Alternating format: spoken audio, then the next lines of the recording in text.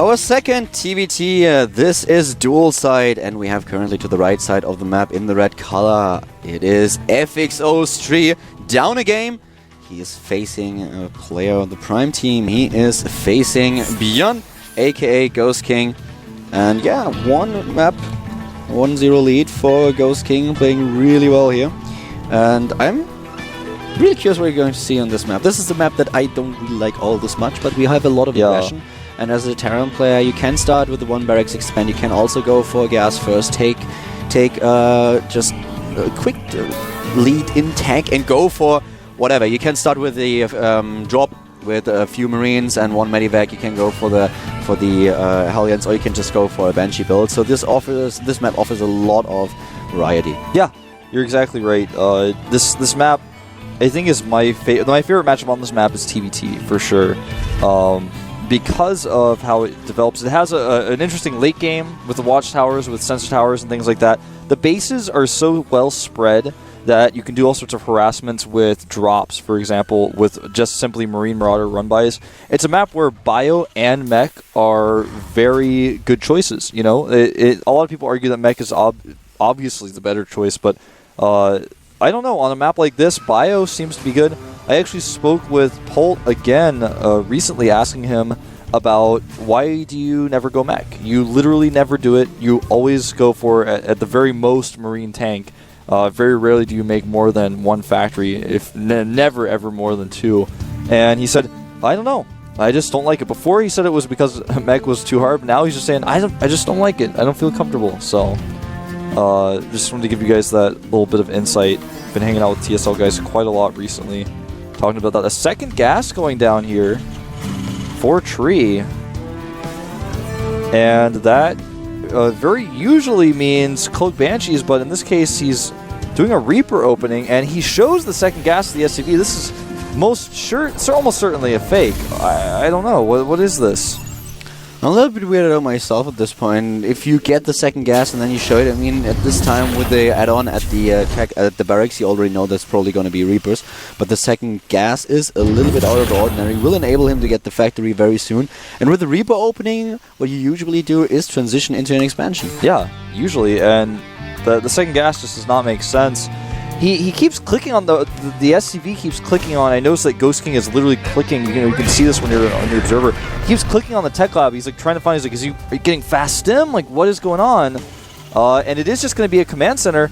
No gas being mined from this. It is a fake. Mining completely from the double gas. It's really weird though. I don't know if I even like this. I'm not sure. He does get a fast stim with this as well, but we will see how Ghost King reacts to what he just scouted. If he is really falling for it, or if he gets another quick look and decides on doing something differently, we'll find out. We have the first Hellions now building for him. Yeah, he's going Reactor Hellions, in fact.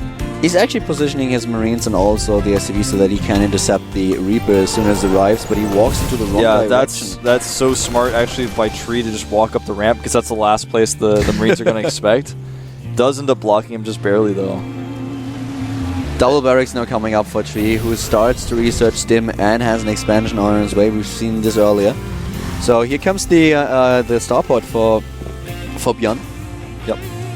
And this is, I mean, essentially what Tree has done is he's delayed his command center slightly, but everything else about his build is just 100% what a Reaper expand is. Yeah. Stim into 2 barracks after the command center, and he's mining with 1 SCV at the second gas, just getting that gas count up a little bit higher. I like Actually, that. This doesn't make all that much sense. He should use 1 of the SCVs at the second refinery so that he was mining with 2 from each. That would actually increase his gas income by a lot. At this point, he just saturated both refineries with 3 SCVs, but earlier he could have done a lot better. Yeah, it's 2 and 2 is always better than 3 and 1. Yeah. Because that way you have just slightly more efficient mining. You have like 80% the mining that you have with 3 workers. That's why with the Naniwa double gas build in Protoss vs. Terran, you see 2 and 2 off. Yeah, exactly. That's exactly the reason. And this Hellion pressure here coming up against Tree is going to be completely shut down by this bunker. He doesn't. He has a few units. They're not next to the bunker, but they can just very easily jump right in. Does ward that off. Does not have concussive shells, but it doesn't really matter too much. Stim is about to finish here. And the command centers are done for both players, both on the high ground, a little bit ahead for Tree is the command center, but a little bit behind is the tech. We have already siege mode being researched, and if he actually tries to contain him, he could pull this off. With a good timing, Byun could move out with the siege tanks. He's trying to drop now in his opponent's main base and doing some damage, but also a few Marines of Tree are positioned to intercept those. So this is going to be tricky for Tree. If Byun plays this well, then he might be able to just make sure that Tree is not using his expansion in time, and then he will be far ahead in economy. Yeah, I mean, that's something we see, for example, Supernova do sometimes, where he's just very, very aggressively attacking with that early siege mode, even against a very similar timing of expansion. If you do it correctly, you know, like you said, you just can't. Your opponent cannot mine. If you get control of the ramp, that's the most important thing. If you can control the ramp, any unit that comes down takes siege tank fire, then how can you even defend? How can you even do anything? There's the drop. He is actually there's the medevac trying to get in here once again. Might be able to do some damage. I kind of doubt. Where are those Marines? I actually can't see them anywhere. Ah, there they are, stimming in immediately. And yeah, retreating. Forcing a stim. Yep. It's going to take up a lot of that medevac energy. He does have 2 medevacs out now, though, so it's not going to be too much of a big deal, but the key here is that the Hellions do not die. They remain alive. Medevac not even damaged. At this point, Byun is just going to be using his siege tanks for purely defense. The Marine count is 23 to 14 at 24 now, heavily in Tree's favor, but with the siege tanks here, he doesn't quite have the Marine count he needs to break through. He does have a few Marauders. He might be able to drop in the main and try to attack at the natural, but I don't think it's going to work. The tech advantage for Ghost King is just too much. He has those siege tanks already, and the siege... I don't think that Tree has a single siege tank, and he's not researching anything. No, he's not going for siege tanks at this point. Plus, there it is, finally starting with the first tank, and he cancelled the siege mode.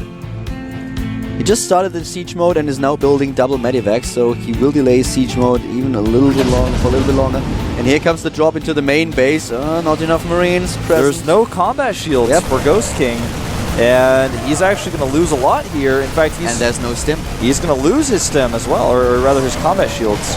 Oh, this is really bad. Now combat shield and stim will be delayed by so much. This move by Tree, this was actually amazing. It was. He only has 1 tech lab, so not only is he going to have to rebuild that tech lab, but then he's going to have to make a choice. Well, do I try to get combat shields again? My opponent has stim and combat shields. I have neither. Which one do I get first? This was really brutal. Combat shield was nearly done, and now he lost the upgrade, he lost the tech lab, he has to rebuild the tech lab, and then he has to get both of them.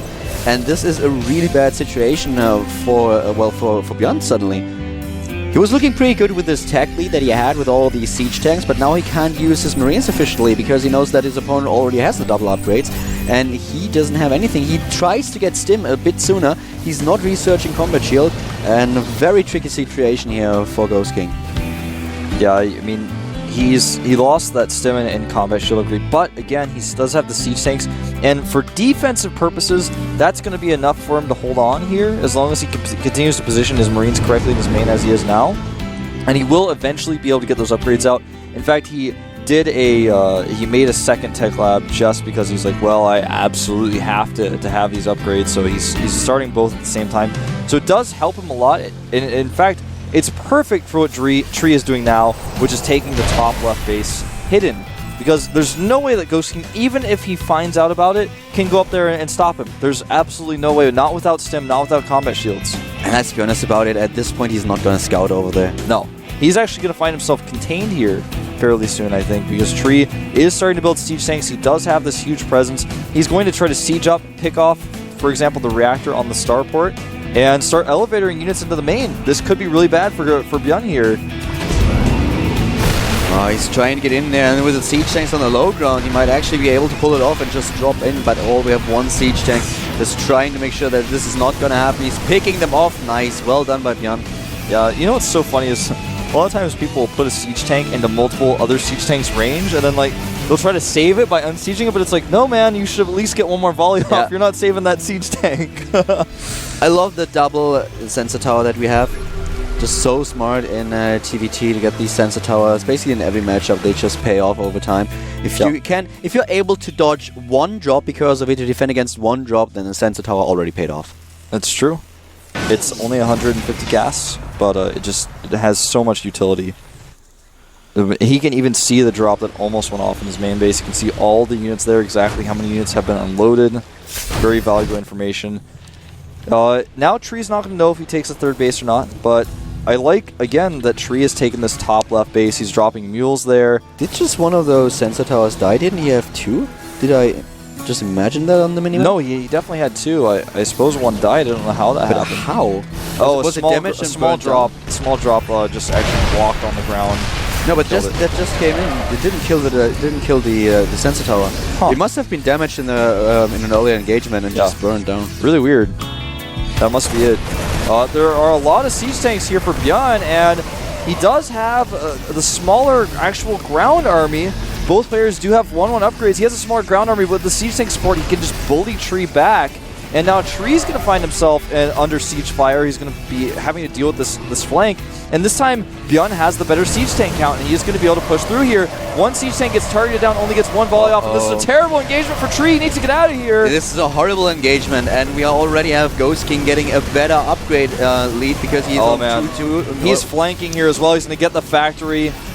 And he gets it indeed, and he's now going to actually flank these Marines, and Tree is pretty much dead. He's trapping the Marines right now. He has control over the ramp and taking down the siege tank as well. Now a few Marines of Tree are trying to take charge, but this is way too late. The SCV is repairing the bunker, but all this damage has been dealt already, and now there's the GG. As Tree drops below 100 supply and has no chance of coming back into this game.